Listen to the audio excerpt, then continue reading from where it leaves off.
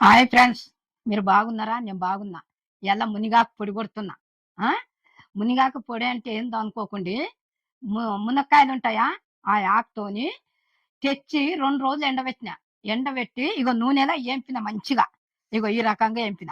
ఆ ఇది పొడిగా ఇక ఇప్పుడు మనం మిక్సీలో వేసుకున్నామంటే ఇది అయిపోతుంది. ఇగో ఇవి నేను ఏమేమి వేసిన అనుకుంటే ఇవి కూడా ఏంపుకొని పెట్టుకున్నా. మీరు కింద లింక్ పెట్టినా చూడండి, చూసి చేసుకోండి.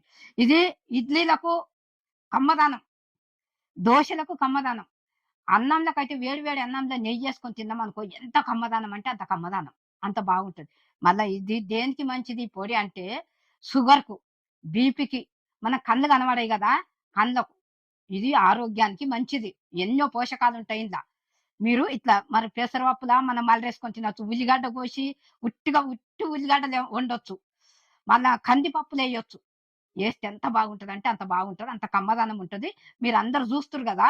లైక్ జేయండి, సబ్‌స్క్రైబ్ జేయండి, కామెంట్ పెట్టండి. బెల్ ఐకాన్ కొట్టిన ఎంటనే నా వంటలన్నీ మీ ముందుకొస్తాయి. కరివేపాకు పొడి గూడా కొట్టినా. నేను మీ అను అమ్మను.